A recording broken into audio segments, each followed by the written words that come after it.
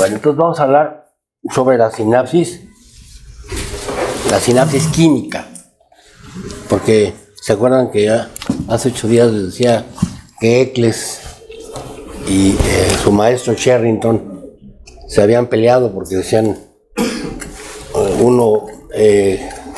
Sherrington que solamente había sinapsis eléctricas, pero Eccles decía no, porque algo pasa, que hay un retardo sináptico, y después se vio que ese retardo sináptico era porque la difusión que había de los neurotransmisores de un lado a otro, ¿no? Sí.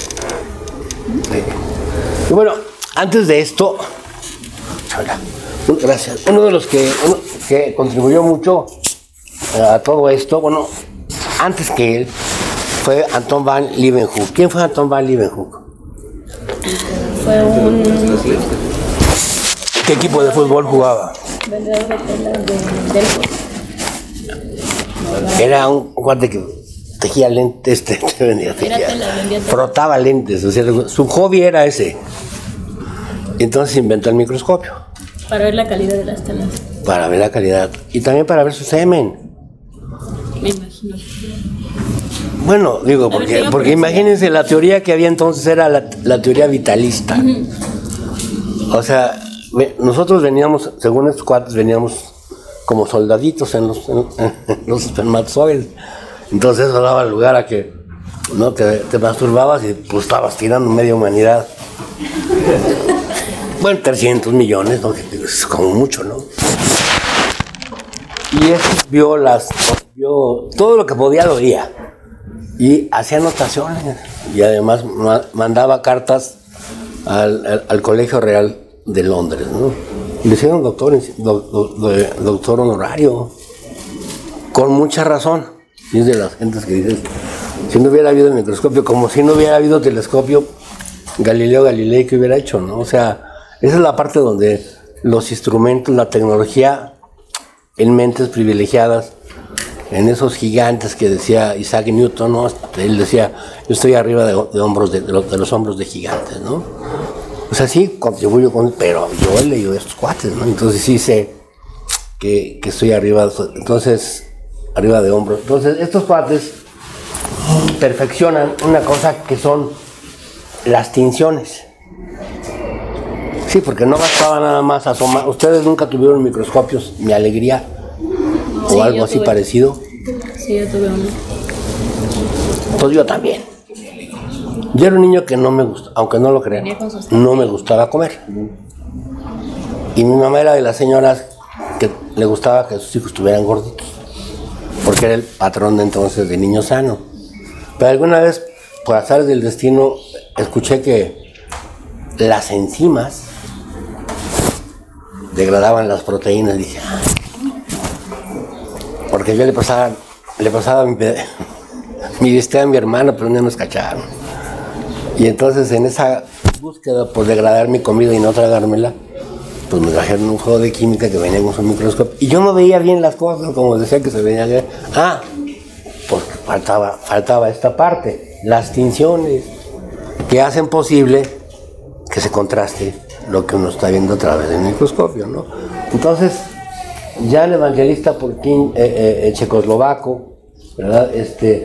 Hace las primeras observaciones de las células de Purkin, que son las células de la corteza cerebelosa, que les decía yo hace 8 días, que la corteza cerebelosa tiene solamente una capa, no es una capa. Y luego ya, un poquito más después, las técnicas de tinción se perfeccionan. Esta ya es con nitrato de plata, ¿no? Ya se ven las neuronas, ¿no? Y además, esto no es una fotografía, son dibujos. Había un aditamento que se llama cámara lúcida, en donde tú estás viendo en el microscopio, pero mediante una serie de lentes ves tu mano como si estuviera encima de la preparación y calcas. Y bueno, uno puede calcar bien y puede calcar mal, ¿no? Dependiendo de qué tan bueno seas para dibujar. Don Santiago Ramón y Cajal era un hacha para dibujar. O sea, sus dibujos están en los museos de ciencia del mundo, ¿no? Ya les voy a mostrar algunos dibujos de él, ¿no? Entonces él Camilo Golgi decía, no, estas son las células nerviosas, y él hablaba de la teoría reticulista, o sea, las células están en una especie de anastomosis, ¿sí? Y don Santiago Ramón y Cajal decía, no, yo, usando las mismas técnicas de Golgi, yo veía que no estaban totalmente unidas, y entonces, como les decía hace 8 días, Wilhelm von Waldeyer, el de la famosa degeneración walderiana, fue el que acuña el término neurona, ¿sí? O sea, para hablar de un tipo de células. Hay más células en el sistema nervioso. De hecho, cada vez está cobrando más importancia la glía, que antes, así como el cuerpo calloso, antes nada más se pensaba que era para colgar el cerebro, que no se cayera, un gancho, ¿no? Y no, ahora sabemos que es muy importante, ¿no? Para saber lo que hace como dice la Biblia, ¿no? Que tus manos derechas sepan lo que hace la izquierda, ¿no? Que tu cerebro derecho sepa lo que hace la izquierda, ¿no? Para eso es el cuerpo calloso. Y en el caso de la neuroglia, tienen que ver inclusive con mecanismos de la transmisión. Vamos a ver que toda la transmisión GABAérgica, glutamatérgica, está vinculada a estas neuronas. Bueno, él, les decía yo la vez pasada, fue el que apadrinaba a don Santiago Ramón y Cajal, porque la neuropatología de entonces era alemana, ¿no? Estaba Alzheimer, estaban todos estos neuropatólogos alemanes, y Cajal no hablaba más que castellano, ¿no? Entonces, esta es una neurona típica. Yo les digo a los colegas de otras especialidades que el problema con el sistema nervioso es la gran diferencia que hay entre una neurona de un sitio y la otra, ¿no? Un hepatocito, como que no es muy diferente, a lo mejor me equivoco, pero así como de un lóbulo a otro, ¿no? O el glomérulo, ¿no? A lo mejor no cambia mucho, pero las neuronas sí. A lo largo de la maduración, todas las neuronas se van a formar en el canal ependimario, ¿sí? Y desde ahí son totipotenciales. Pero en el momento en que llegan a su sitio donde les corresponde, se transforman. Ustedes habrán oído hablar de los trasplantes de células cromafines en pacientes con Parkinson, ¿no? Que son un tipo de autotrasplante, ¿no? Bueno, las células cromafines no son neuronas, pero fabrican dopamina. Entonces, colocadas en ciertas zonas, se neurogenizan, ¿sí? ¿Cómo le hacen? Desbloquean. O sea, en el genoma se desbloquean ciertas áreas que están ahí, listas para fabricar ¿qué? Receptores, ¿no? Receptores a dopamina y etcétera. Entonces, las neuronas están formadas básicamente por un cuerpo y por prolongaciones, básicamente de dos tipos, las dendritas y los axones. Aquí en este caso pueden ver un axón típico que está cubierto con vainas de mielina, que es está formado por fosfolípidos, y en donde existen los nodos de Rambier. ¿Para qué sirven los nodos de Rambier? Para cargar el impulso, para que vaya más rápido. Para que sea saltatorio. Luego entonces, la velocidad, o sea, estas fibras son fibras que yo requiero que sean veloces, ¿no? La madre de todas las materias en medicina se llama fisiología humana. Si ustedes no saben fisiología humana, la madre de todas las materias de psiquiatría es neurobioquímica. De verdad. No porque la de yo. Bueno, que me ha tocado darla, pero finalmente llegaba antes los muestreros y te decían, doctor, unas inyecciones de S-adenosilmetionina, porque la S-adenosilmetionina, y yo los dejo hablar, pobrecito, se ganan la vida, ¿no? Y claro, o sea, tu paciente está deprimido, resistente, que te inyecten, es un efecto mega placebo, cuate, además que te cuesta muy caro, no manches, ¿no? Pues no sirve para nada, ¿no? Todos estos medicamentos para Alzheimer no sirven para nada, ¿no? Entonces, pero bueno, ¿cómo se logra esto? Pues con esto, sabiendo cómo está la conformación. Ahora, las neuronas sí son diferentes. Por ejemplo, esta sería una neurona unipolar, por ejemplo, ganglionar, ¿no? Decíamos que en la médula raquídea los ganglios sensoriales tienen una terminación periférica que puede ir a los receptores y una terminación central que va a la médula espinal, ¿verdad? Hay bipolares como la de la retina, multipolares, o sea, dependiendo del sitio donde están. Las neuronas generan X prolongaciones, ¿verdad? O no generan esas prolongaciones, en fin, ¿no? Es decir, a esto le llamamos plasticidad cerebral. El hecho de que yo ponga células granulares en el estriado y estas se neurogenicen es plasticidad cerebral. ¿Sí? Y bueno, habitualmente la zona receptora son las dendritas. Pero también pueden ser los axones, ¿sí? Hay un potencial inhibitorio que puede ocurrir aquí, ya a nivel de la terminal sináptica, siempre no. Siempre no es conveniente que esto ocurra. Ahora, cuando uno ve una neurona, esto es una neurona de veras, es un dibujo, ¿no? Está como lo que veían ustedes del conectoma humano, ¿no? O sea, están altamente conectadas. Entonces una neurona va a decidir si dispara o no dispara en este sitio, que se llama el cono axónico. Ahí. Entonces hay una sumatoria temporoespacial. Está llegando información inhibitoria, excitatoria, está llegando información que ya está facilitada. Tenemos un proceso que se llama potenciación a largo plazo, que es la base del aprendizaje. Yo aprendo porque tengo long term potentiation. Y también es la base de muchas patologías. Muchas patologías es aprendizaje patológico, ¿no? Entonces, esa es una neurona con una atención especial en su sitio de trabajo, ¿no?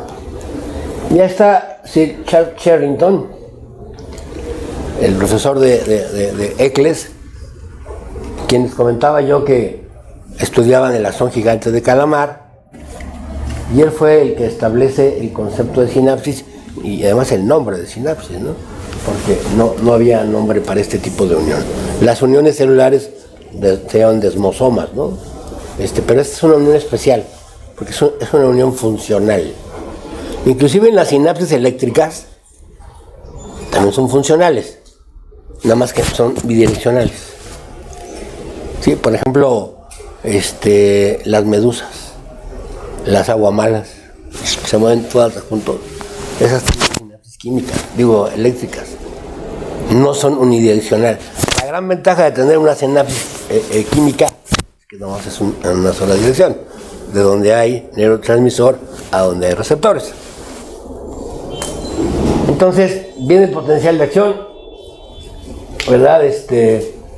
Aquí se puede, eso es lo que registraban Eccles y Sherrington. Pueden calcular la distancia que hay, saben cuál es la distancia, cuál es la velocidad y el tiempo en el que llegaba tardaba, ¿no? Y tardaba porque hay una difusión del material que llamamos neurotransmisor de una terminal a la otra, ¿no? Entonces, es el potencial de acción, son cambios a nivel de canales iónicos, se abren los canales de sodio, salen los de potasio y esto va avanzando, ¿no?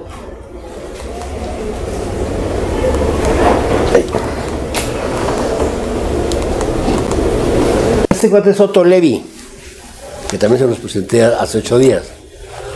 Está en la feria, en la feria mundial. ¿Sí? Les decía que ahora en las ferias mundiales pues está... ¿Cómo se llama la que tiene mega nalgas? ¿Cómo se llama? Nicki Minaj. Sí, Minaj. Está Nicki Minaj y Carrasco, ¿no? Está bien, yo no estoy en contra de ellas. Cuando las vi por primera vez, mis residentes me dijeron, doctor, ¿no las ha visto? O sea, ellas me ponen al tanto de lo que es el mundo, ¿no? Yo no vivo en este mundo, señores. Neta, mis hijas y mis residentes, un día llega una de mis pacientes y me dice, ya tengo una novia. ¿De dónde? De Tinder, pero yo hoy Kinder. Y dije, ay, qué buena onda, se volvieron a conocer. No, doctor, es Tinder. ¿Y qué es eso? Ya, pues es al tanto, ¿no? Bueno, entonces estas son las ferias mundiales. Los científicos llevaban experimentos.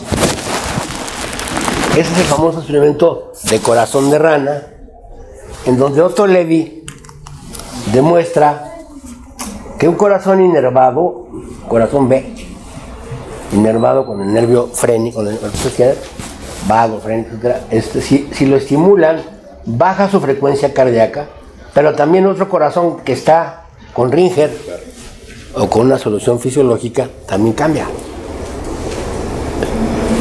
Ustedes pueden pensar que era magia, pero no, oye, Otto Levi decía, no, algo está pasando. Ahora, ese algo que está pasando ya se conocía, pero no se sabía para qué servía. ¿Se acuerdan que les dije, la investigación científica no es como un plan general de desarrollo donde la gente vamos? No, por aquí alguien encuentra una cosa, por aquí, y de repente viene, ¿no? La unión de las dos cosas. Y esta cosa que pasaba de un lado a otro es la acetilcolina, ¿sí? Y entonces esto da lugar al concepto de neurotransmisión. ¿Sí? Hay en la actualidad alrededor de 50 neurotransmisores establecidos como tal.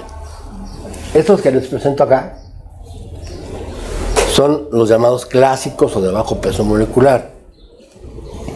No se espanten, no los vamos a ver todos, ¿eh? No tendría caso.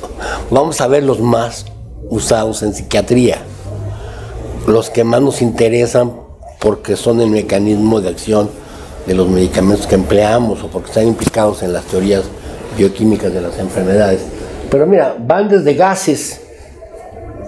¿Cómo sabemos que un gas es un neurotransmisor? Y además muy importante, porque es para quedarse bien parado.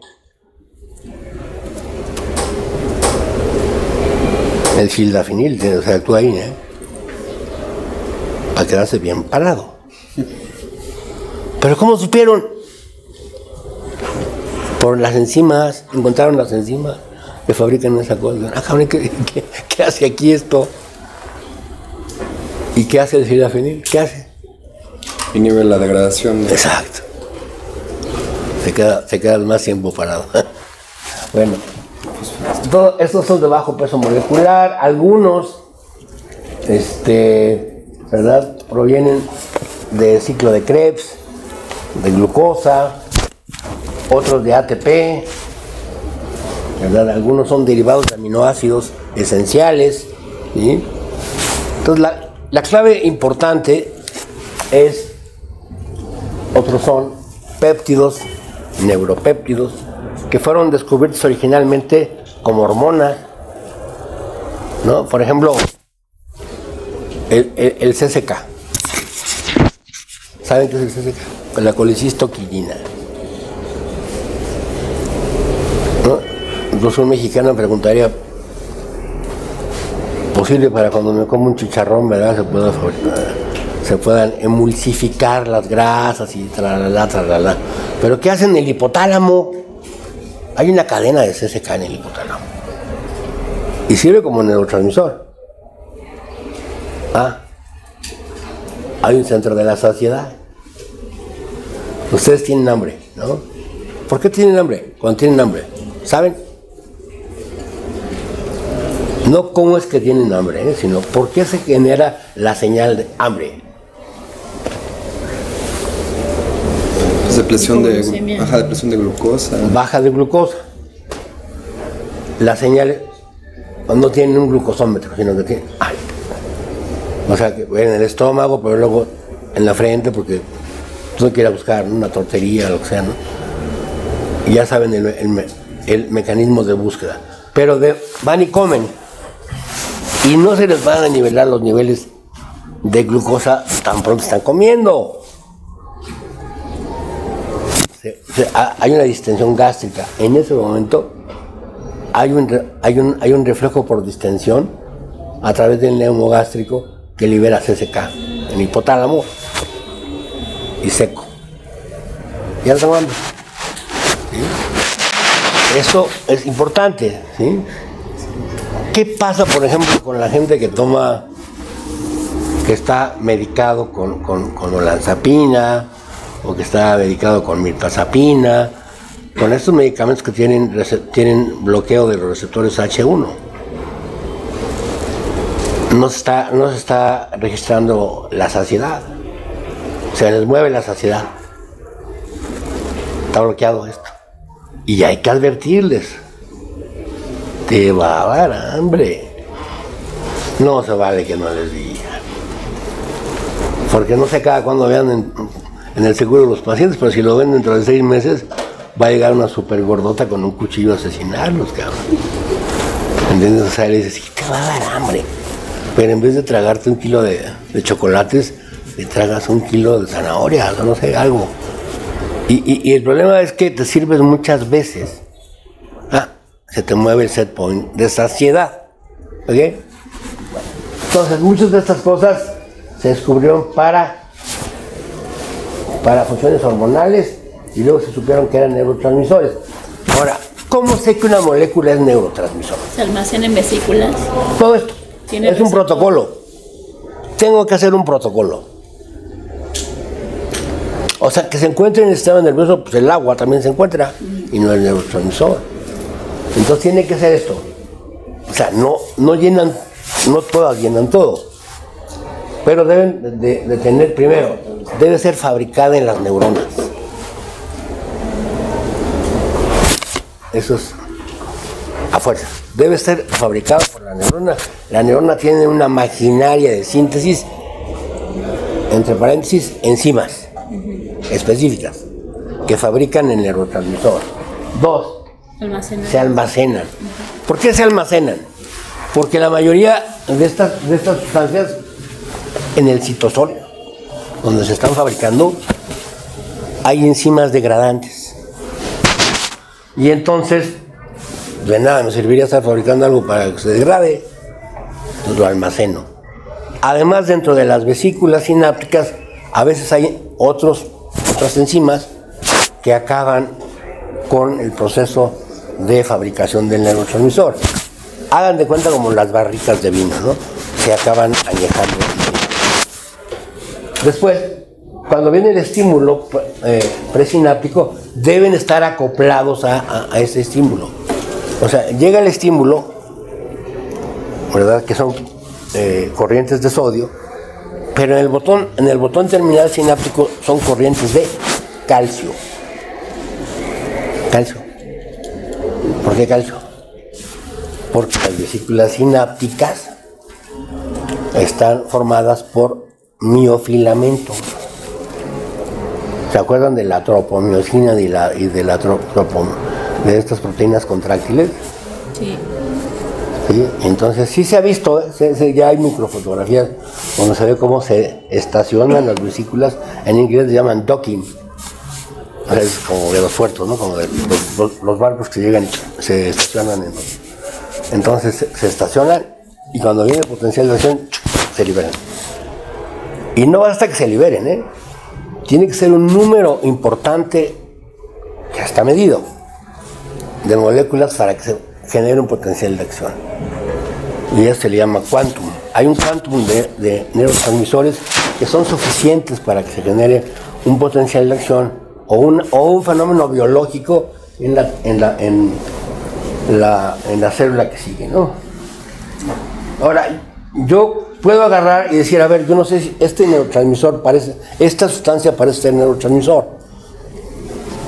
voy a inyectarla en una preparación y voy a ver si me da un efecto parecido al neurotransmisor. Y para esto utilizamos técnicas de micropipeteo. O sea, no para usar un émbolo, un émbolo porque lesionamos la neurona. Y entonces usamos una técnica con paso de corriente. ¿Qué es eso? Que es la iontoforesis. Con energía eléctrica se liberan nanomoles de molécula, que es más o menos lo que se libera de neurotransmisores, y debe de producir el mismo efecto que si yo estimulara la fibra. ¿Okay? Si yo estoy trabajando con el corazón de rana de Otto Levi, pues tiene que hacer lo mismo si yo inyecto con esta técnica acetilcolina. ¿Sí?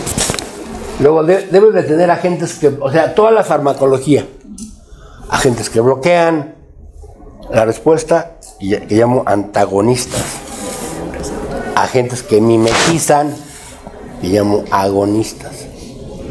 Ojo, esto es únicamente cuando son fenómenos posinápticos, porque tenemos también receptores presinápticos. Pero ahorita no nos vamos a complicar la vida. Quiero que entiendan primero esto. ¿Sí? Se liberan enfrente de receptores para reconocerlos. Ahora, los receptores, ¿sí?, deben ser selectivos. Deben ser selectivos. O sea, mi llave de mi casa nomás abre mi casa, no abre tu casa.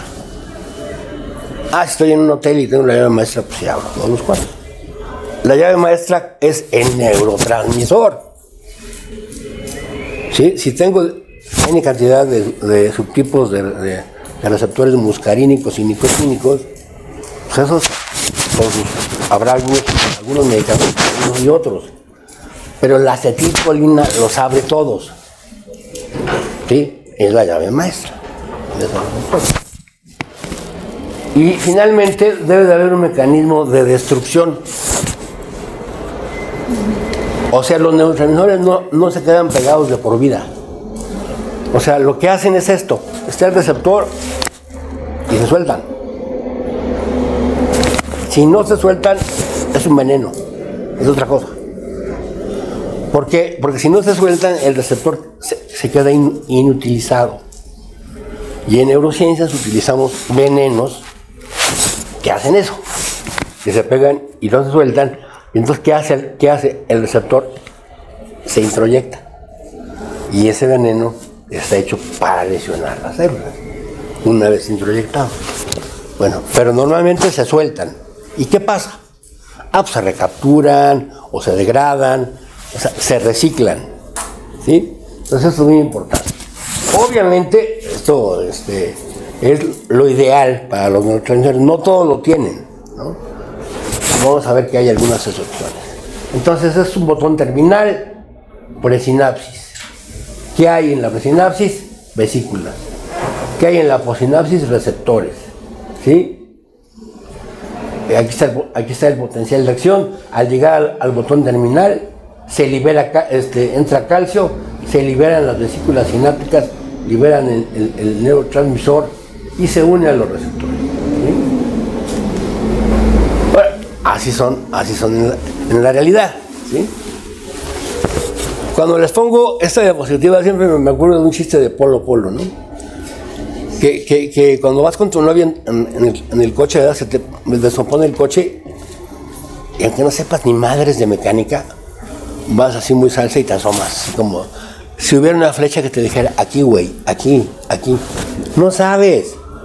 A veces tu novia sabe más que tú de mecánica. Entonces, cuando uno se asoma a esto, dice, cabrón, hijo.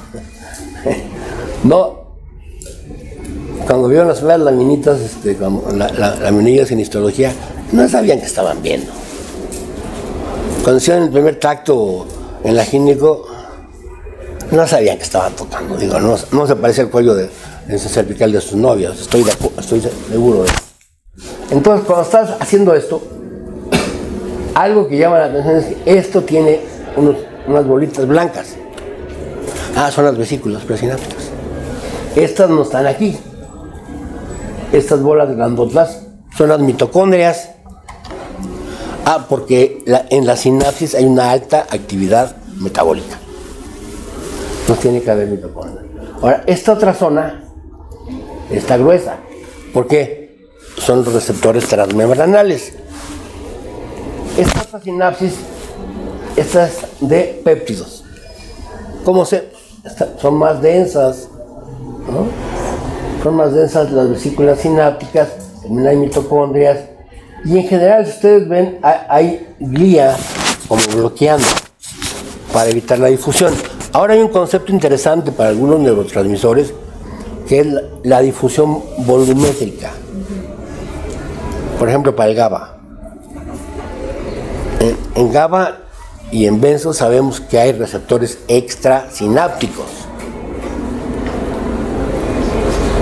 Y ay, ¿cómo que esto así, no? ¿Y para qué sirven? Para que un grupo de neuronas estén disparando en la misma frecuencia, ¿no? Y obviamente se tiene que ver con medicamentos antiepilépticos, medicamentos anti-kindling, medicamentos anti-trastornos bipolares, ¿sí? Entonces de ahí de repente vamos a hablar de eso cuando veamos este tipo de temas. ¿Cuáles son los eventos que estudiamos en una sinapsis química? O sea, esto es arbitrario, ¿eh? Finalmente están vinculados a cómo se fabrica un neurotransmisor. Pero cada uno de estos eventos se puede manipular farmacológicamente. Y esto es importante porque a veces podemos conocer el funcionamiento de una sustancia, un neurotransmisor en una zona, conociendo eso. Bueno, captura de precursor. Aquí es la materia prima con la cual se fabrica el neurotransmisor. Y algo que se me facilita para que ustedes entiendan esto es las tortillerías y las panaderías. ¿Sí? ¿Cuál sería la materia prima de las tortillerías? El maíz. El maíz no. Y de la masa, bueno, la masa, ¿no? Y de las panaderías. La harina. La harina de trigo, ok. Entonces, eso es. O sea, yo para una sinapsis, por ejemplo, para una sinapsis colinérgica, tengo necesidad de una materia prima que se llama colina. Esa la puedo comer y el 50% proviene de la recaptura. Pero hay otras sinapsis como la sinapsis de catecolaminas, donde la materia prima es la L-tirosina, donde todo hay que comerlo. Porque es un aminoácido Esencial. esencial. ¿Sí? Entonces, si es esencial, eso es importante para que yo pueda decir, cabrón. Entonces a lo mejor los deprimidos requieren más cantidad, ¿no? O sea, como una hipótesis de trabajo, ¿no? Que ya se ha hecho, ¿no? No es cierto, pero bueno, era algo que es importante. Entonces, precursor. Ahora, estas capturas de precursor se hacen con proteínas transportadoras. Yo soy una neurona serotoninérgica.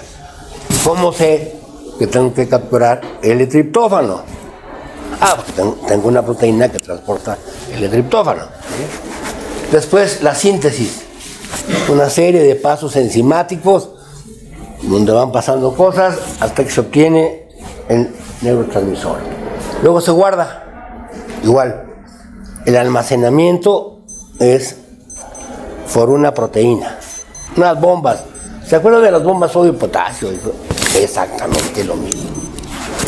Luego hay la liberación, que es medida por calcio, la unión a receptores, los eventos a nivel subcelular y el catabolismo del neurotransmisor. Es el dibujo de una sinapsis que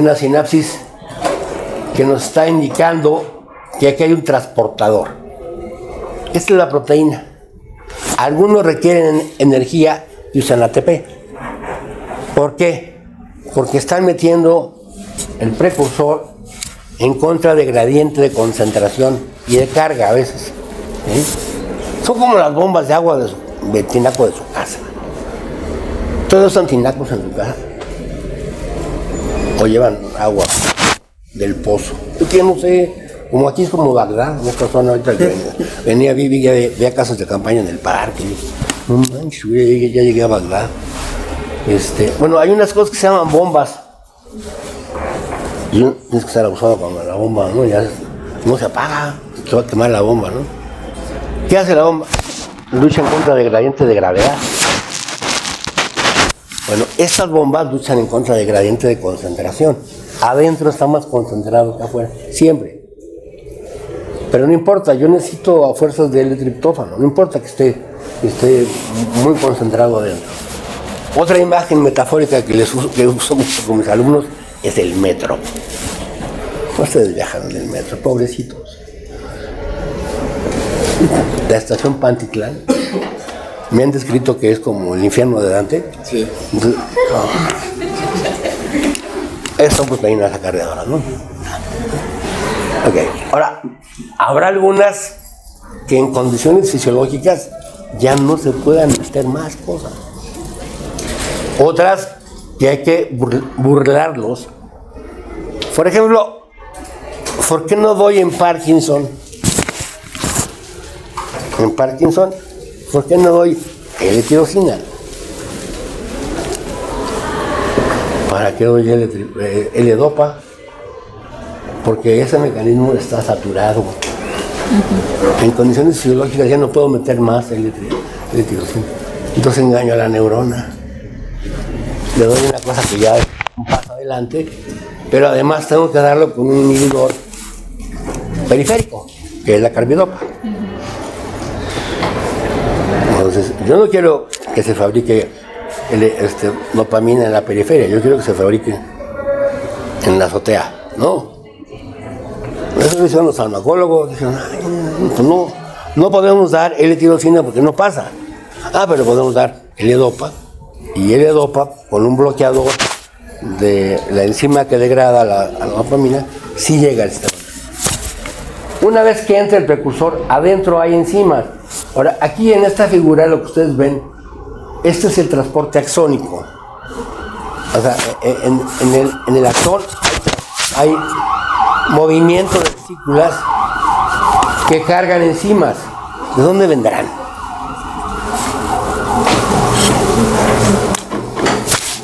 ¿De dónde vendrán las vesículas? De la membrana. Ahora tuvieron guardias todos, porque están tan... Para la siguiente invitas a los de Modiodal, cabrón, para que les den Modiodal.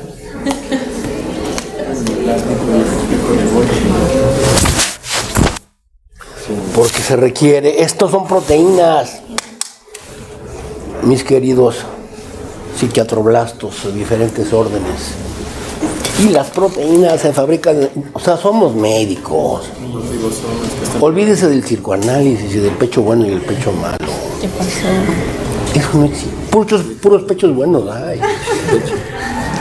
De verdad, yo nunca he visto uno malo. Feo sí, pero malo no. Ahora, ¿dónde se fabrican las proteínas? En el retículo. Y aquí no hay. Está arriba. Entonces todas las enzimas se empacan y por las vesículas van para allá. Ahora, ese es un transporte muy activo. Tanto que es la vía por la cual los virus neurotóxicos invaden el sistema nervioso. Porque aquí estas vesiculitas, ¿verdad? Cuando se libera, si aquí hay un virus, ¿no? A ver, un virus neurotóxico.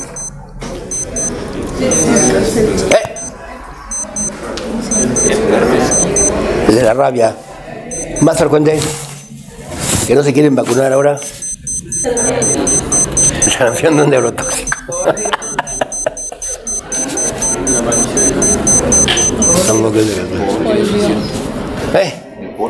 ¡La polio! Es que ustedes ya no vieron, ya no han visto niños con polio, ¿verdad? Fíjate, a mí me tocó ver un chorro. Tenían unas atonías musculares, no se te olvidan. Los músculos como trapos. O sea, está totalmente diferenciada la motoneurona, ¿no?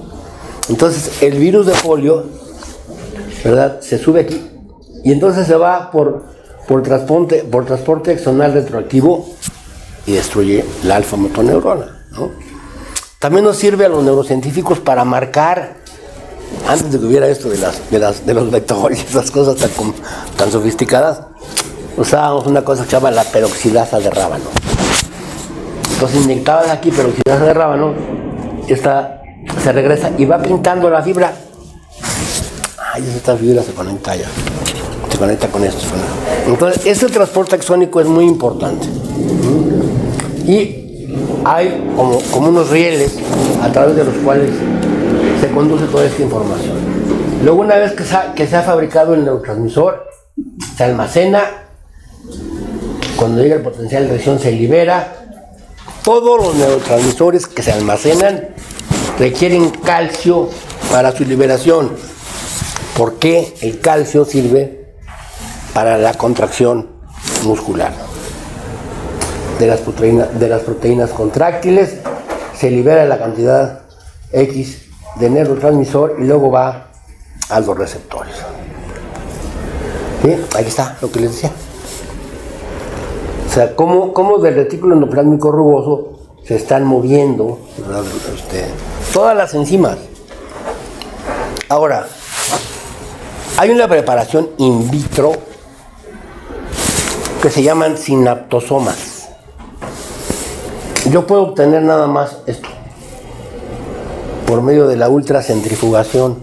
O sea, agarro un homogenado de cerebro, ¿verdad?, y lo someto a ultracentrifugación con un líquido que tiene diferentes densidades. Y entonces lo que obtengo son puras bolitas donde nada más obtengo esta parte. Ahora, esto es una cosa totalmente in vitro, artificial. ¿Y para qué sirve? Para estudiar mecanismos de liberación, de recaptura, nada más para esas cosas. Sí, obviamente no es la realidad. No es la neta, pero ayuda. Tampoco una acción gigante de calamares, la realidad, pero ayuda. O sea, en ciencia a veces hay que hacer esas cosas, ¿no? O sea, no puedes estudiar a todos los sujetos masturbadores crónicos, pero pues agarras a 10, ¿no? Y luego tienes que saber la edad, tienes que saber si tienes límites, tienes que saber. O sea, la investigación clínica comete muchos errores en la selección de pacientes. Bueno, igual en la investigación científica, ¿no? Entonces, no estamos estudiando toda la neurona, pero queremos estudiar mecanismos de liberación nada más. Entonces esos son los sinaptosomas.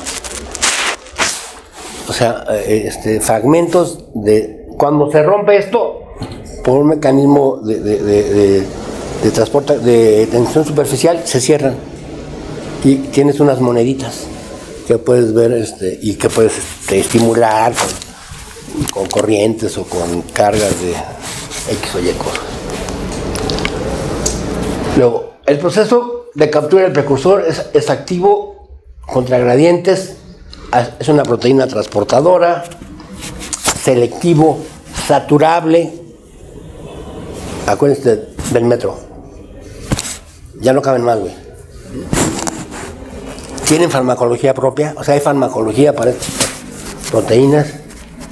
Y a veces pueden, si no está saturado, pueden ser manipulados por cargas de precursor, por dieta. ¿Bien? Por ejemplo, quieres saber si la acetilcolina interviene en cosas de memoria, pues en animal de laboratorio, crea una rata que no recibe colina, ¿no? Y ves qué pasa, ¿no? Entonces, sí son susceptibles. Luego, la síntesis. Aquí son una serie de eventos enzimáticos. O sea, ¿qué son las enzimas? Proteínas. ¿Pero qué hacen? ¿Qué hacen las proteínas?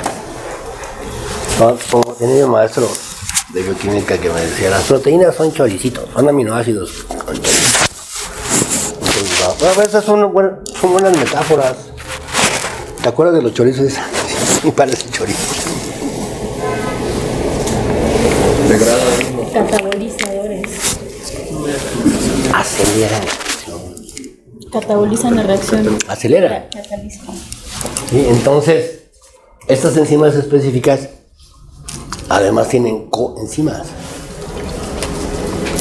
no sea cosas que las están ayudando, que muchas de esas coenzimas son causas de enfermedades, ¿no? Vamos a ver las deficiencias, ¿no? Hay que estudiar la farmacología de la actividad enzimática y algunas de ellas se regulan por producto final. Aquí mucho de lo que se va a mencionar es que hay enzimas que son las enzimas limitantes, o sea, las que son más importantes. Y esas enzimas las usamos para marcar neuronas. ¿Cómo marcamos neuronas? Para saber si eres dopaminérgica, serotoninérgica. Extraemos la enzima, la purificamos, inyectamos a un borreguito, sacamos anticuerpos, los pintamos y luego se los ponemos en la preparación y eso se llama inmunohistoquímica, ¿no? Entonces podemos ver. Pero no sé si vieron lo que nos decía uno de los doctores cuando estábamos hablando del conectoma, que decía que a veces se pintaban de varias cosas, ¿no? Entonces, cuando fueron haciendo dobles inmuno, triples inmuno, Dale, uno de los farmacólogos, decía, una neurona, un neurotransmisor. ¿No es cierto? Los neurotransmisores, las neuronas hablan varios idiomas y entienden varios idiomas, o sea, tienen receptores de varios lugares y pueden hablar varios. Entonces es un concepto que vamos a ver, que además, si uno se acuerda de la fisiología, hace para llorar. Ustedes, yo a mis pacientes sí les pregunto, ¿llora? ¿Sí? ¿Se siente bien cuando llora? Claro, no le voy a explicar la fisiología de cómo se llora, pero está chida la fisiología. O sea, primero tiene que haber una afluencia, ¿no? Y ese es el péptido activo, ¿no? Que aumenta la afluencia. Y luego tiene que haber contracción de los acinis, acetilcolina. Y todos están en la misma neurona. A eso se le llama coliberación. ¿Sí? Sustancia P, serotonina.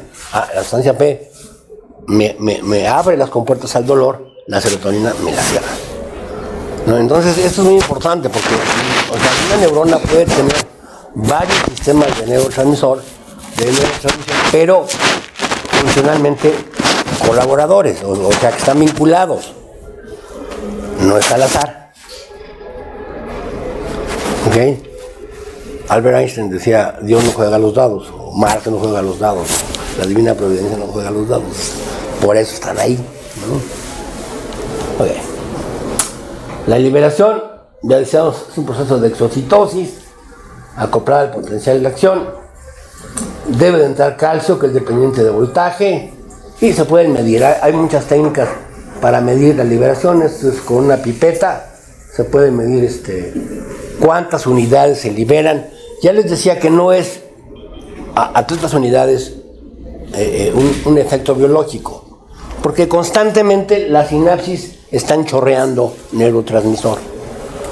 Por ejemplo, a nivel de la placa neuromuscular, si pongo yo un electrodo en una placa muscular, constantemente estoy oyendo un ruido.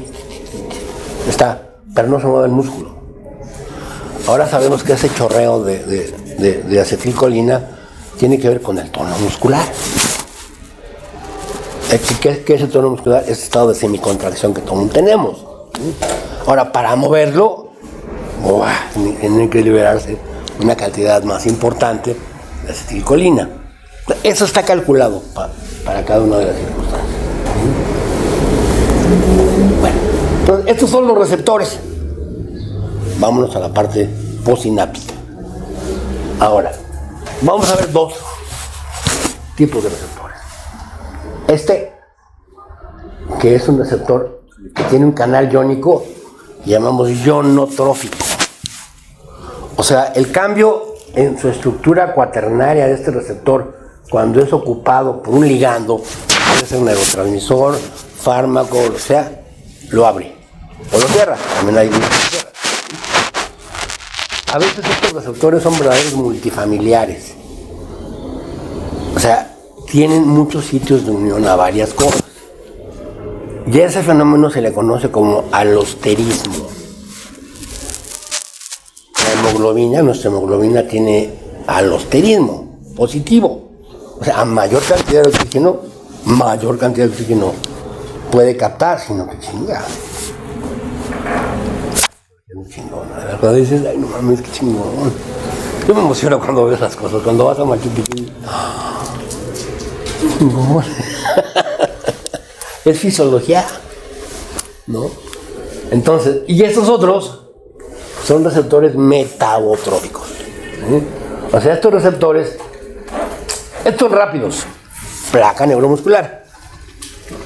Estos son receptores donde tienen una proteína, que es la proteína G, que va a generar procesos enzimáticos para activar segundos mensajeros. ¿Cuál es el primer mensajero? El neurotransmisor. El segundo ya son enzimas, ya, sí, el AMP cíclico, GMP cíclico, calcio carmelo. Hay varios. La señal afuera es muy amplia. Adentro ya no. Y ya cuando llegas a hablar con Dios, o sea, el núcleo, ya son tres güeyes que llegan a hablar con Dios. De ahí uno la Santísima Trinidad, güey, ya nomás. El CREP, el BDNF y otra chingadera por ahí hablan con él. Nomás con el núcleo, El núcleo no cualquier chingadera permite. Hay un proceso de selección para que llegue a esto. Entonces los psiquiatras nos hemos estado rompiendo la madre. No, que la serotonina sube, pero todo el desmadre está abajo de esto, ¿no? Ok. Entonces, esto es como para repetirlo, ¿no? Entonces, captura de precursor, se fabrica, se libera el neurotransmisor, actúa sobre sus dos tipos de receptores, ionotrófico o metabólico. Este miren, es importante, tiene sus orejitas de Mickey Mouse, para que es la proteína G, ¿sí? Y luego se recaptura, se degrada en la hendidura sináptica. Para que sea un neurotransmisor tiene que degradarse, no se puede quedar forever. De hecho, si ustedes tienen serotonina periférica, ¿es cierto? Nunca pasa al cerebro. Sería mucho ruido. Tiene una cosa que se llama barrera hematoencefálica. Ustedes se comen un plátano ahorita, ¿no? Y la serotonina se eleva. La del cerebro pues, se pondría loca, ¿no? Y esto, ¿de dónde viene esto, no? Entonces hay un filtro, ¿no? ¿Cómo se filtra todos los neurotransmisores que vienen de la periferia? Porque la barrera hematoencefálica tiene enzimas que degradan los neurotransmisores, tiene monoamina oxidasa, tienen todas estas cosas que vamos a ir viendo, ¿no?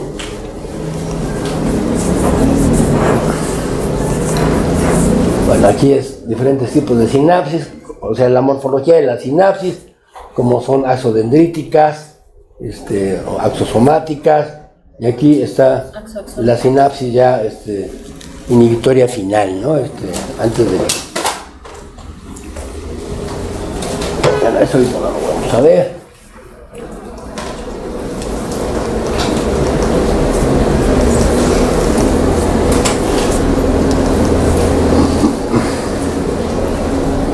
Segundos mensajeros. ¿Cómo se descubrieron los segundos mensajeros?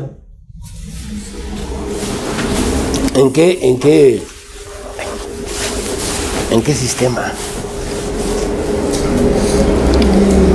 Con la insulina. La insulina, y le dio el premio Nobel. Acuérdate que los encontró, ¿no? Entonces, están acoplados estos receptores, algunos están acoplados a efectores intracelulares. Ahora, estos receptores metabotróficos tienen como característica estructural tener 7 cadenas,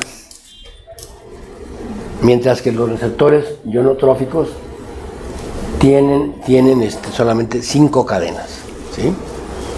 Entonces es importante para que se acuerden, porque luego va a haber figuritas donde aparece una cosita que dice 7, como una camiseta que dice 7 y otra que dice 5. Entonces ya saben qué es. Entonces, el primero es el externo. Puede ser transmisor, neurohormona, un psicofármaco, ¿no? Que va a actuar sobre el receptor membranal, va a traducir la señal y luego viene el segundo mensajero. El segundo mensajero finalmente lo que hace es amplificar la señal, modificar la señal ya en un contexto básicamente químico. O sea, afuera de esto todavía lo que se habla afuera es electroquímico. Hay corrientes, ya adentro no, ya adentro es pura química. ¿Sí? Entonces aquí hay algunos tipos de segundos mensajeros. O sea, hay menos que neurotransmisores, ¿no? Y también hay todo un protocolo para poder saber qué sustancia es segundo mensajero, etc. Hay no gaseosos, todo eso, ¿no?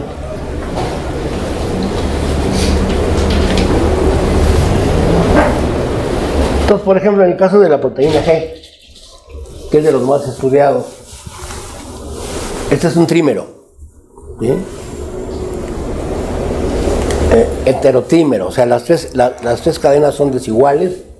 Cuando se activa el receptor por su ligando, ¿verdad?, cambia la estructura cuaternaria de este receptor y se modifica la proteína G. Puede dar cualquiera de estos segundos mensajeros, ¿sí? Entonces, el AIME epicíclico es una de ellas, es una señal que amplifica, es decir, poquito neurotransmisor nos da una señal amplia dentro de la neurona. Aquí nos dice la proteína G está formada por estas cadenas. La unidad alfa se separa de la beta y de la gamma, ¿sí? Y esto es cíclico, o sea, primero se estimula, se une, se separan, y la alfa es lo que echa a andar la formación de estas enzimas, ¿no? Otros segundos mensajeros. Esto los vamos a ahondar más cuando veamos los receptores. ¿Quién sabe por qué apareció acá?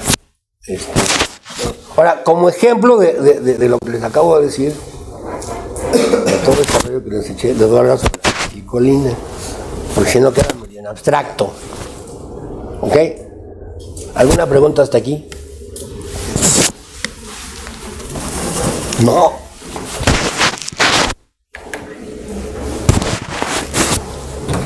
¿Tampoco? ¿Ese era mi agua? Viendo. Sí, con otro.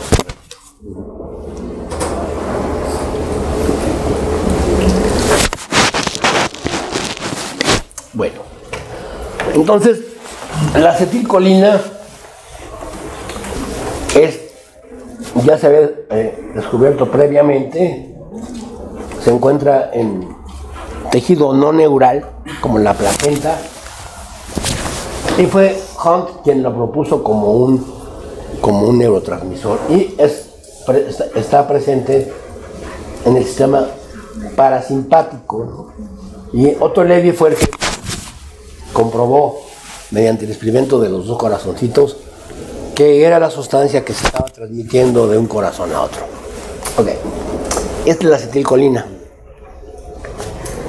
O sea, es un neurotransmisor de muy bajo peso molecular.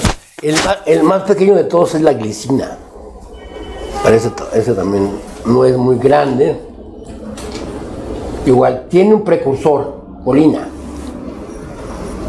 que hay que comer, o el 50% se obtiene de la recaptura, de la que se degrada cuando ya acaba de funcionar aquí. Ahora, por eso, este es un vaso sanguíneo, ¿eh? Entonces la colina se puede bloquear su ingreso a la sinapsis con el hemicolinium 3. ¿Han oído hablar del hemicolinium? Bueno, es un relajante muscular. Algunos anestesiólogos lo usan como relajante muscular. No, el curare actúa sobre receptores nicotínicos. Este lo que hace es impide que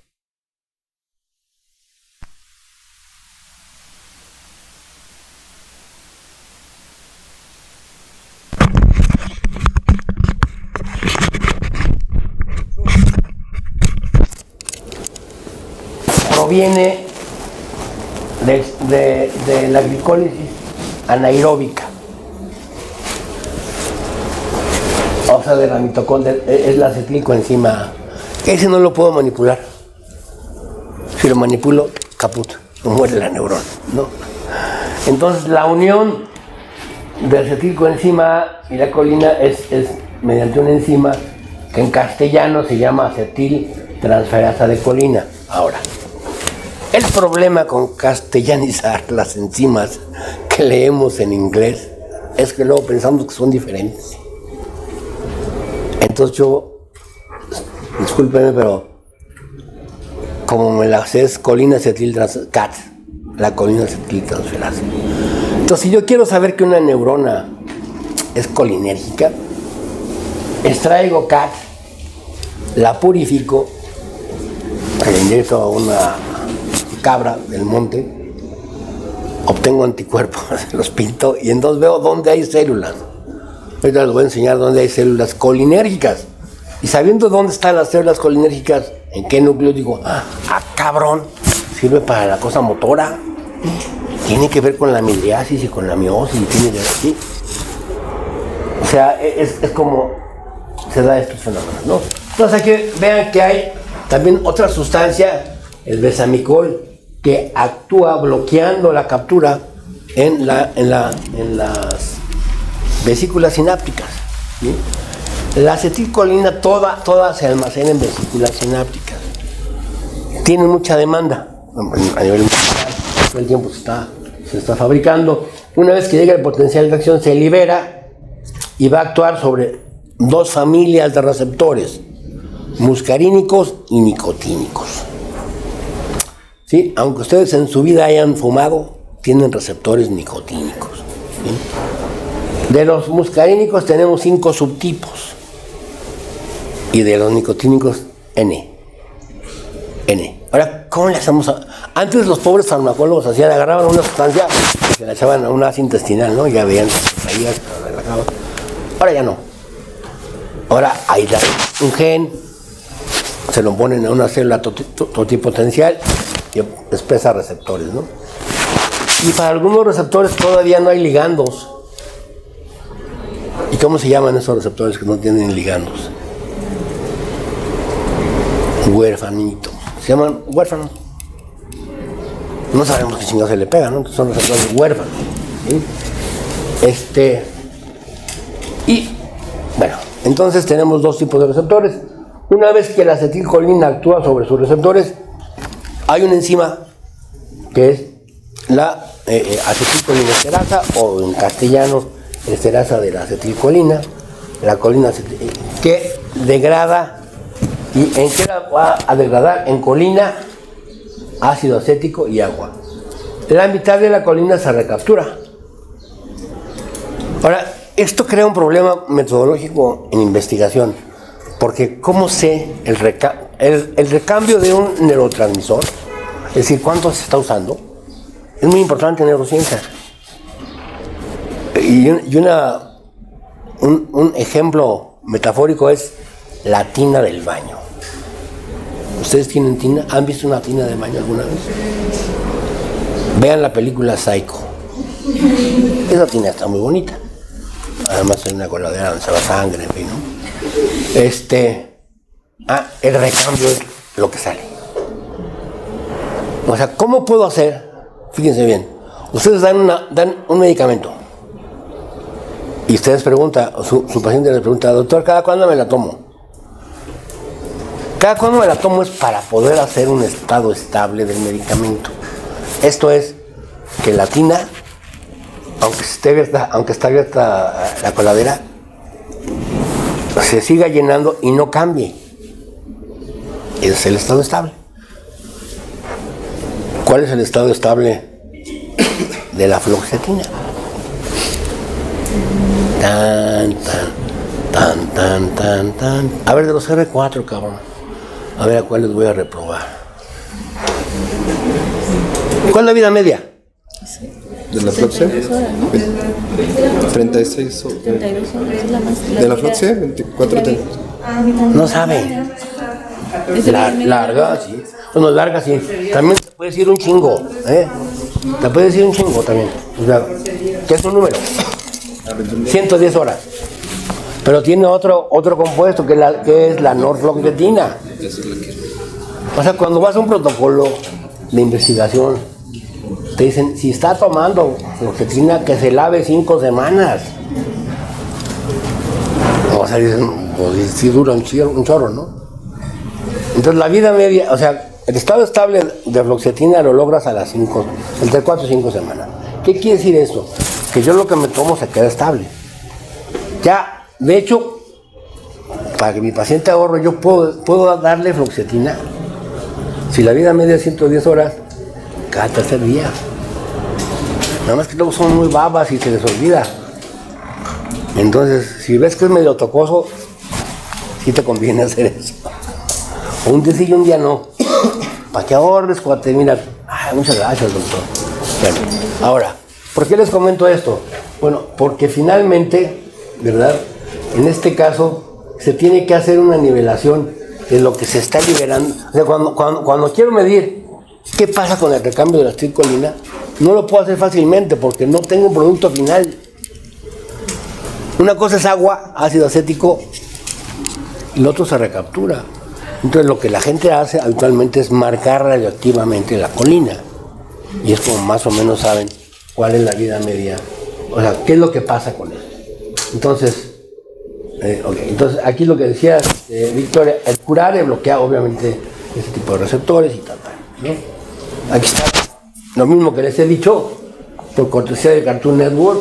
Esa es la enzima, la colina acetiltransferasa, está uniendo la colina. Esa es la enzima colina acetiltransferasa con la acetilcoenzima A, nos da, ya, nomás es un solo paso, nos da acetilcolina y se libera. ¿Verdad? Una vez que ya se libere, pues aquí está la colinesterasa, a cuello. ¿Sí? ¿Qué agentes conocen que bloquea la colinesterasa?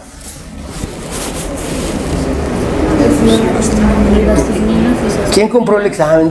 Díganme quién lo compró. Es que yo ando haciendo una encuesta.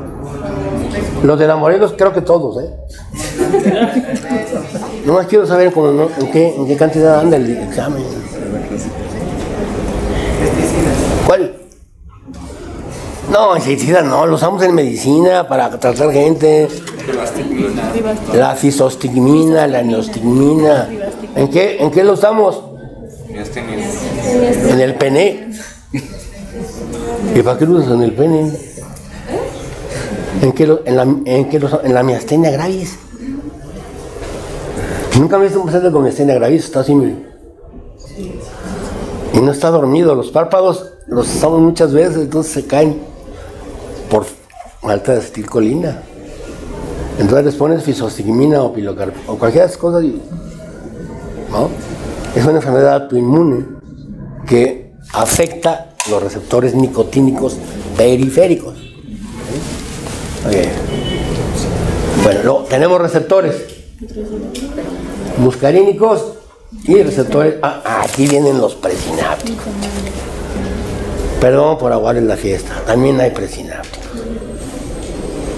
¿Qué hacen los presinápticos? Feedback negativo. ¿Qué harán?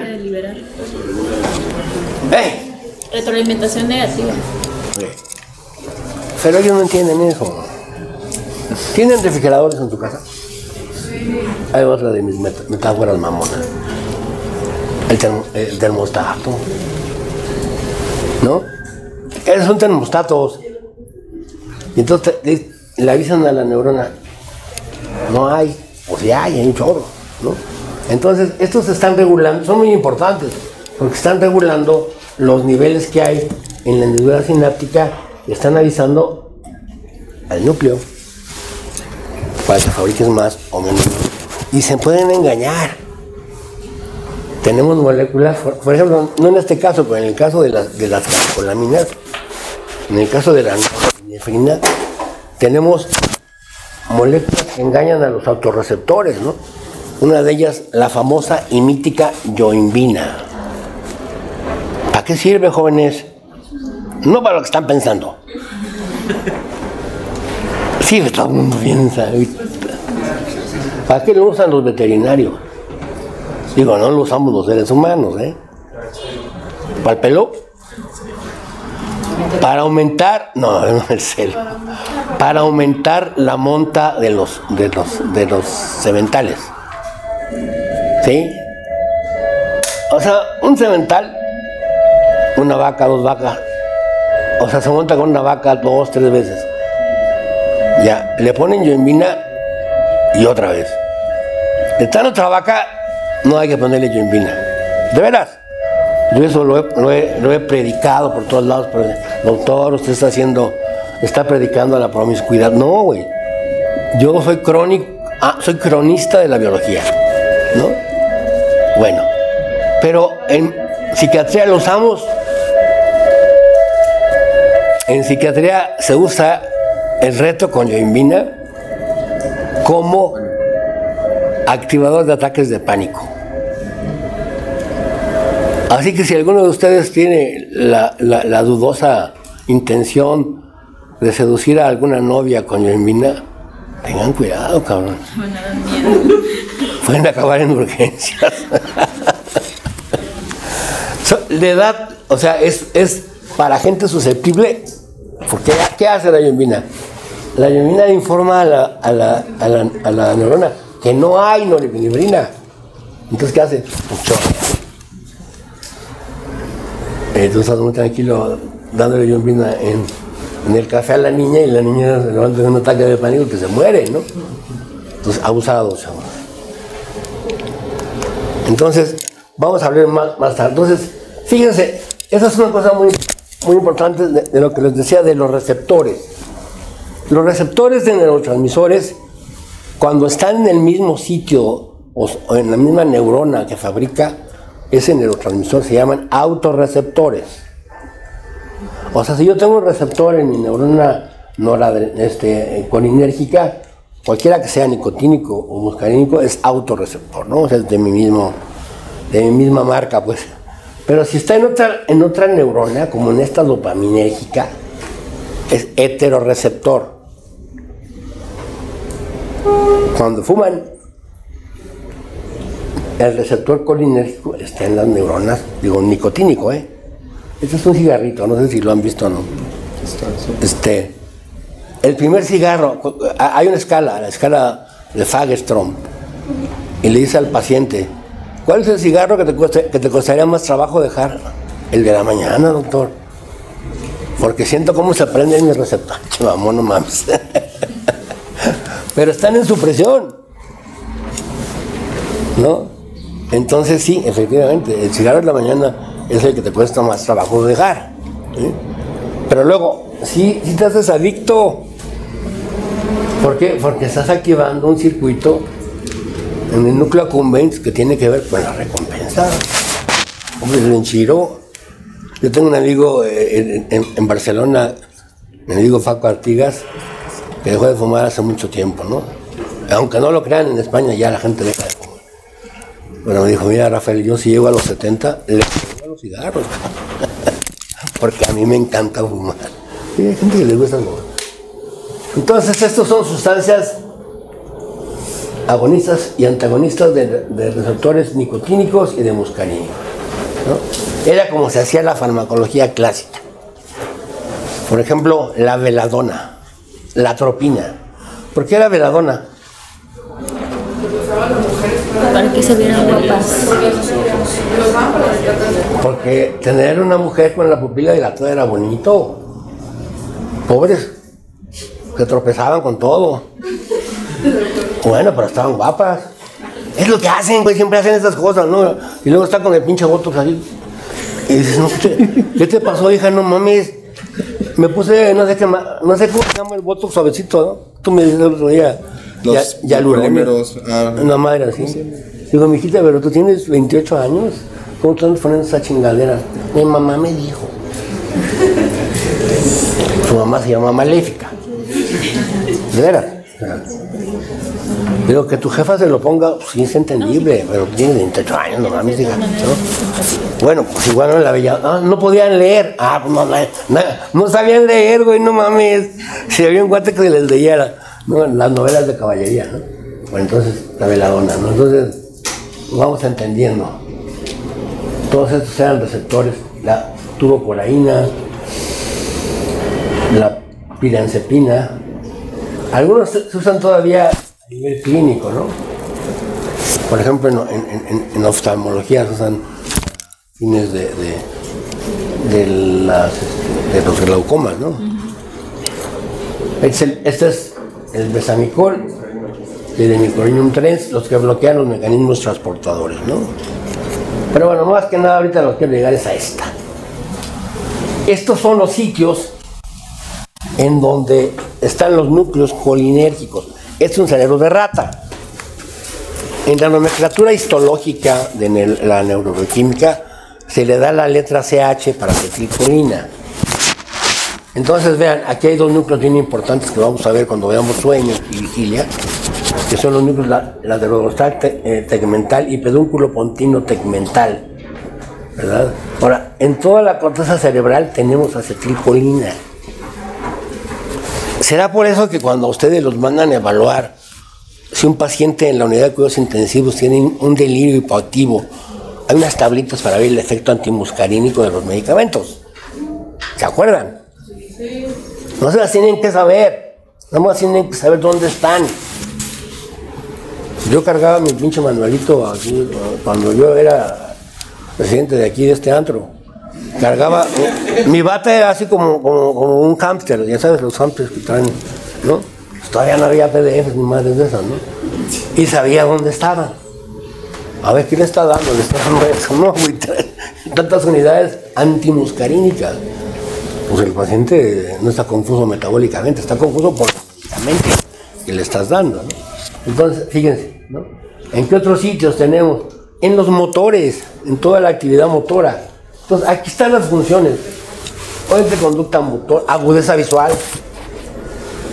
La iridoconstricción y la iridodilatación dependen de los núcleos de Edinger-Westphal, ¿no? ¿Dónde están? En el mesencéfalo. Oye, niña, ¿tú sí sabes? ¿Qué eres, R4? ¿R3, R2 o eres invitada social? ¿O qué? ¿De neuro? De neuro. ¿De aquí qué? ¿De aquí? ¿Eres psiquiatra? No, no eres psiquiatra. Todavía tenemos el Psiquiatra es hasta que diga yo que eres psiquiatra. Ahora eres psiquiatroblasta de cuarto año. Y ahora que me jueguen en rectoría los uniformes escoceses, vas a tener tu uniforme morado. Está bonito, está bonito. Ya lo estoy pidiendo. Ya Víctor también pidió, se cuidó. Bueno, entonces, ¿en qué más? Miren, aquí está el delirium. En el bostezo. No hay conductas mínimas, o sea, yo siempre, cuando hablo del bostezo, esto fue algo que unos investigadores chilenos, refugiados cuando la dictadura de Pinochet, encontraron en Puebla. Trabajaban en Puebla y ellos cambiaban el bioterio y encontraron que tenían una cepa de ratas bostezadoras y empezaron obviamente a reproducirlas. Hicieron toda la neurobioquímica del bostezo, ¿sí? Donde interviene dopamina e interviene acetilcolina, ¿no? Obviamente algunas cosas que nos van a importar a nosotros, pues la regulación del sueño amor, la depresión mayor, ¿no? La memoria, la respuesta al estrés, la reacción de despertar. Cuando ustedes están dormidos, este evento de despertarse, cuando se despierta uno, hace todas las catecolaminas, acetilcolina, todo, pero la acetilcolina interviene en esta transición de despertarme y conectar mi corteza cerebral. Y entonces tengo un fenómeno ontológico, que yo le llamo ontoilogía. ¡Ontoi, cabrón! ¿Sí? Me pasa cuando estoy de congreso, que me despierto a las 6 de la mañana y digo, ay, güey, ¿qué onda? ¿Dónde estoy? Esta pinche vieja, ¿quién es? Son crisis ontoilógicas. Pues así, ¿no les pasa? Despiertan y hoy, ¿qué tengo que hacer? si es domingo, si es lunes. No, no les pasa. Bueno, es acetilcolina. ¿Por qué? Se despiertan y están conectando memoria. Corteza frontal. Si soy yo, no soy yo. Oye, güey, estás soñando que vuelas, ¿no? Que estás con X o con Y. Y de repente aparece en tu cama, ¿no? Y dices, ¿qué onda? Tengo que ir al centro médico, ¿qué te pasa? Bueno. ¿Alguna pregunta? Bueno, este es como de Cartoon Network, nada más para que se acuerden de los segundos mensajeros. 7. ¿Por qué les dije que eran 7?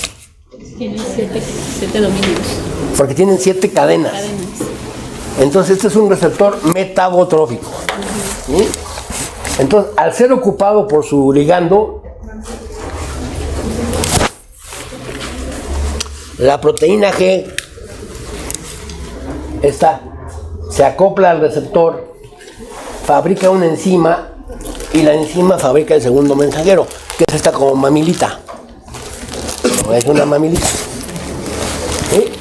Nuevamente, primer mensajero, receptor, proteína G, se activa mamilita.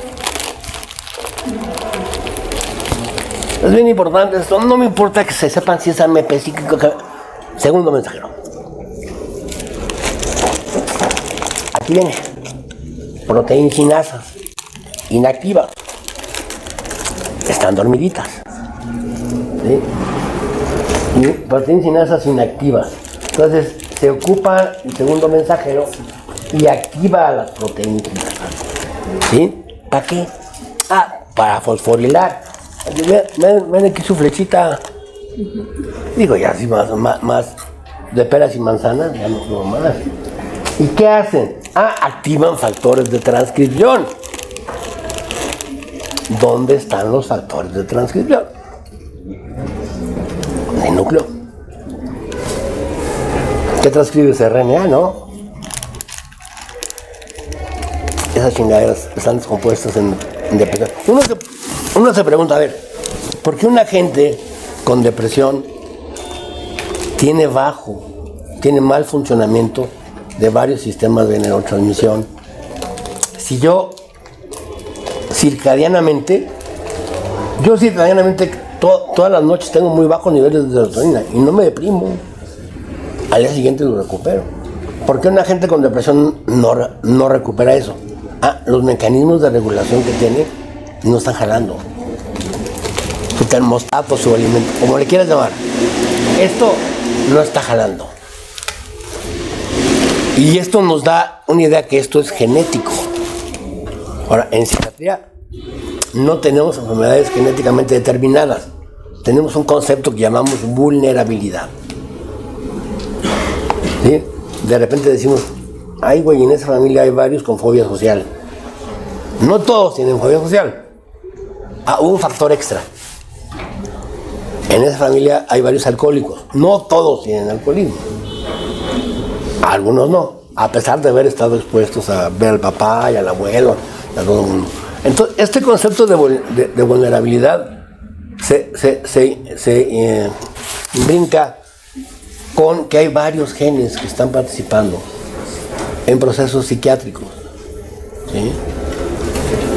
Para los teóricos evolucionistas, porque hay la biología de los trastornos mentales para biólogos evolucionistas, es decir, nosotros hemos seguido evolucionando. Y ellos dicen, a lo mejor las enfermedades mentales son daños colaterales de la evolución. Porque han visto que familiares de estos cuates son creativos.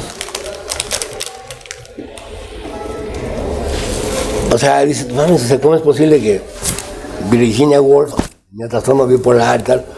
Bueno, pues tenía hermanos que eran chidos, tenían esto. O sea, ¿no será que estamos teniendo un grupo de gente que sí está evolucionando, pero es que la evolución no es para hacer wow? Juan Camanés. No, pinches halcones se mueren de risa. Esos güeyes ven de aquí al Zócalo. Y tú eres miope comparado con ellos, ¿no? evolucionamos con lo que tenemos.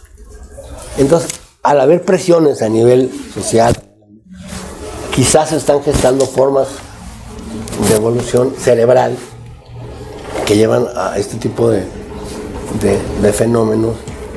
Por ejemplo, ahorita estoy revisando un artículo sobre el por qué.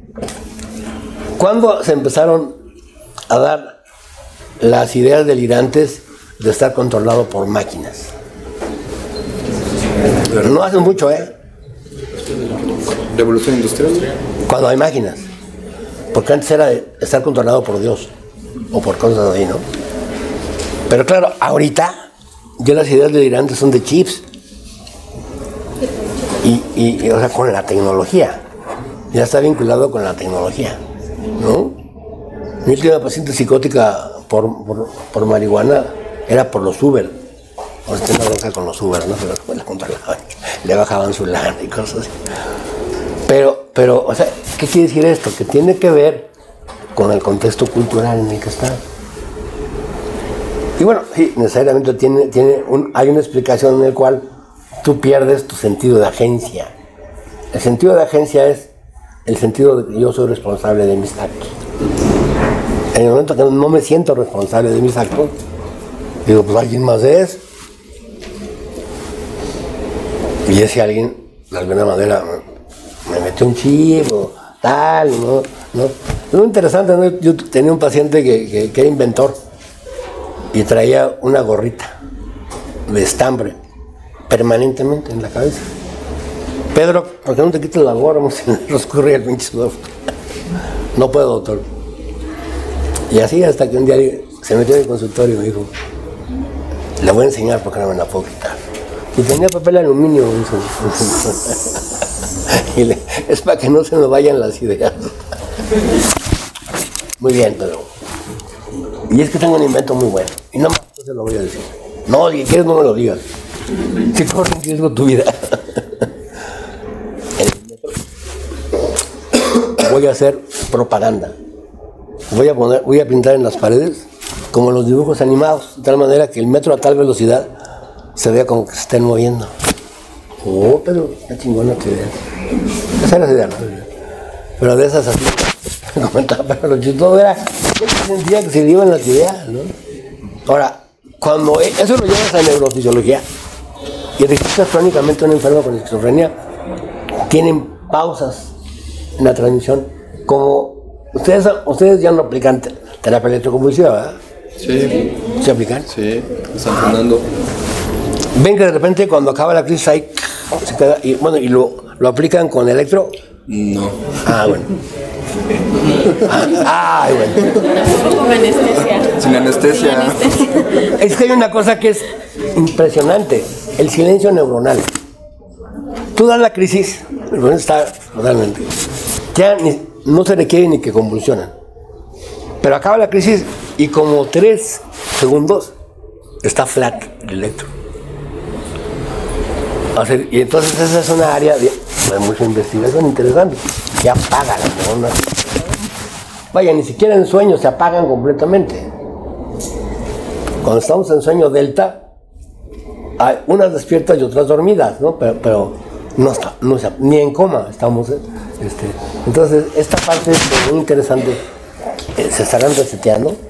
Bueno, entonces alguien dijo, ¿qué tal que los esquizofrénicos de repente tienen pausas de este tipo? Hicieron un estudio y vi, quizá no de un segundo, no de 3 segundos, sino de 1 segundo. Entonces, ¿tú cómo lo interpretas cuando tienes? Es como un reseteo. Entonces, sientes que lo que estabas pensando te fue. O sea, fenomenológicamente, sientes que lo que estabas pensando se te va. Entonces dices, ¿eso dónde está? En el tálamo que contiene esas cosas. Entonces vamos entendiendo poco a poco las cosas, ¿no? Muy bien, chavos. Nos vemos en 8 días.